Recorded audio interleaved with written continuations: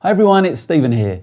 I'm going to show you how to find residential and commercial investment properties in America that you can buy on owner finance or seller finance so you don't have to go to a bank. As a foreigner looking to buy investment properties in America, it's a bit hard to do with a traditional mortgage from a bank because they require that you have 2 years worth of tax returns already filed. I've bought many properties in the US on owner finance, both residential and commercial, and in various states. Seller finance allows you to leverage your money and so you can buy higher value properties and maximize your returns and also any potential capital appreciation. I'm going to show you two popular sites where we can find owner finance properties. One's going to be for residential and one's going to be for commercial. According to a website called noteinvestor.com, these are the top 10 states that offer owner financing in the US. We can see from this list that Texas has the most amount of owner financed homes that were completed in 2021, followed by California and then Florida. If you've already got a state in mind, start there, but use this list as an idea to see which states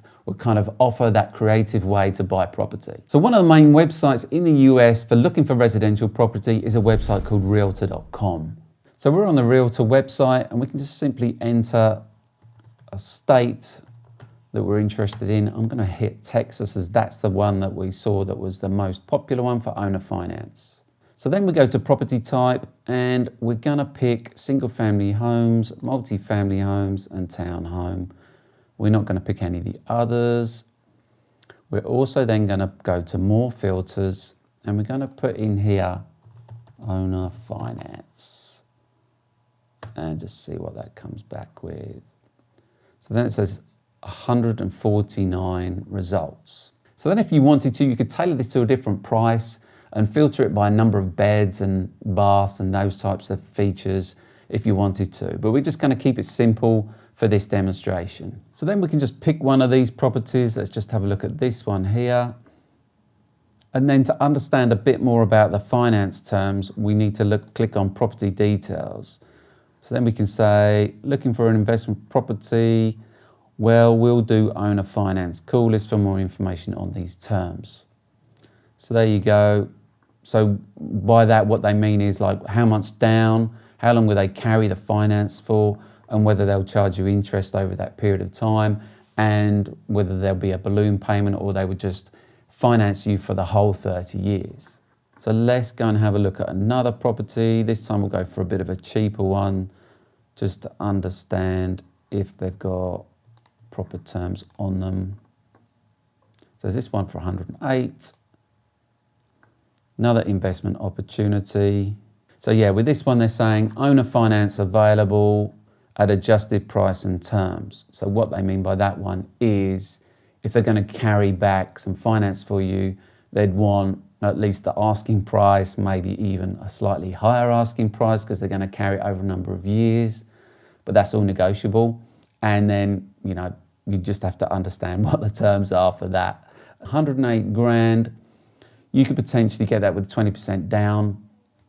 Obviously, the more down that you'll be prepared to pay, the more attractive your offer is.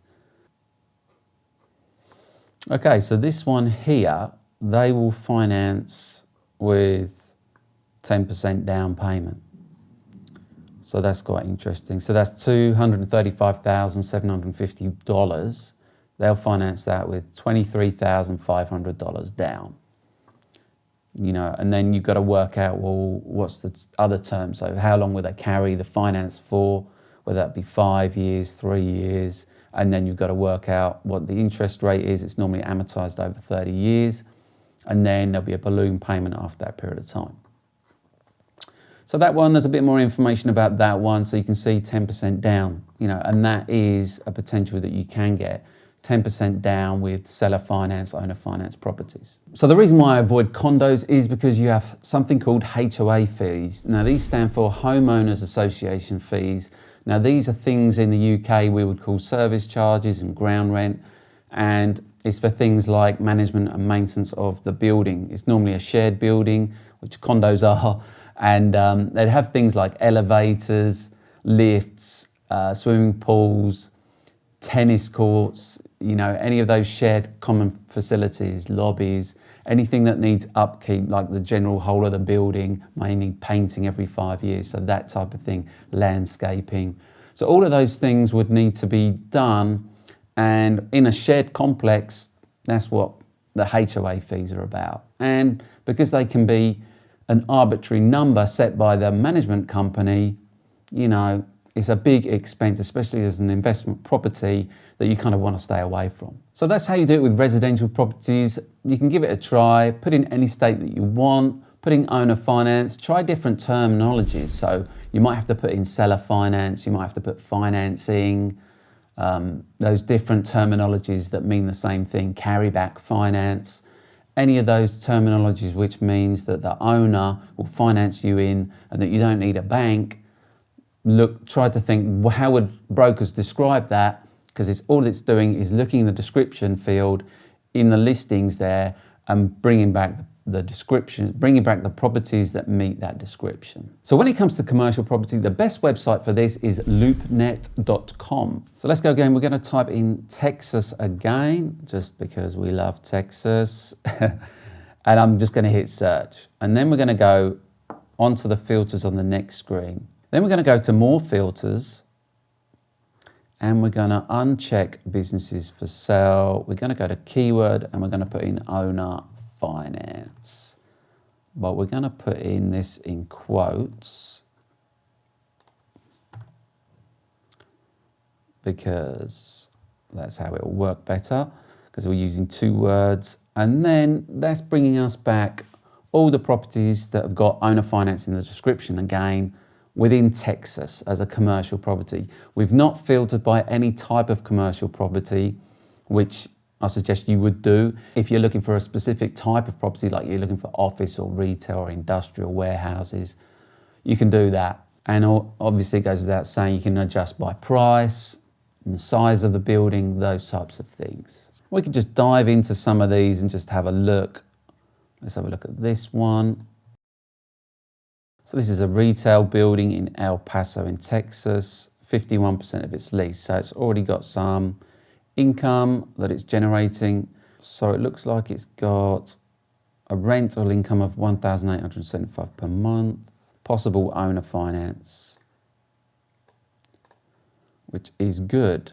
Price per square foot is an important one when you're looking at commercial properties, which I'll go into in a later video.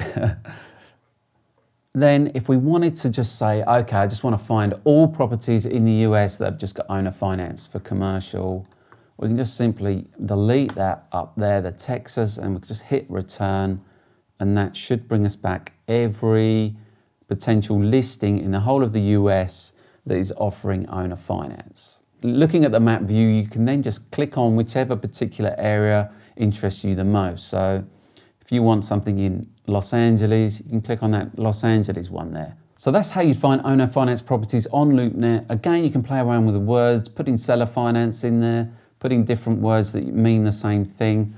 But they're the 2 key phrases that I would use: owner finance and seller finance. Now there's other ways to find owner finance properties, and one of the best ways that I've found outside of looking on these portals is word of mouth. Commercial agents are a lot more familiar with creative ways to buy property and owner finance and seller finance. If you've watched the video before this in this series, you'll know that I started off talking to a commercial broker but ended up buying residential properties from that relationship. So to do it that way, you kind of have to have a bit of a commercial leaning. You kind of probably want to be looking at commercial properties. You don't mind if you then buy some residential as well, which is what my objective was when I was doing it that way. If you're talking to agents, just let them know that you want to buy with seller finance because you want to leverage your money. And they'll understand that, because it's a thing that's quite common in the US, a lot more so than what we have here in the UK. One of the key things to always remember is the more people you tell what you're trying to get, the more opportunities will come your way.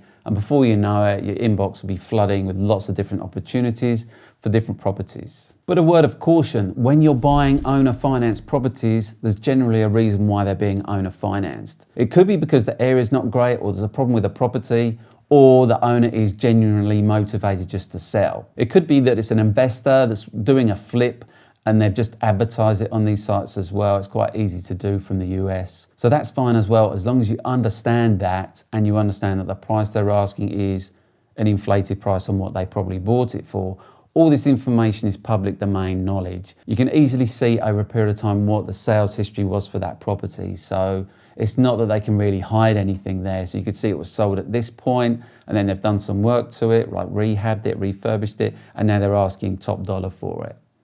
That's cool. So you need to weed this out with a broker. If you're using these approaches, you're not generally going direct to sellers themselves. So you've got the broker to kind of gauge what they can about the seller's motivations. And they'll go and visit the property for you and take pictures and videos of it and give you some feedback as well, once they know you're kind of serious. And the same with buying any property, you need to get to know that area to a certain extent. Now, you can get properties under contract, going into escrow as they call it in the US. That's okay to do remotely.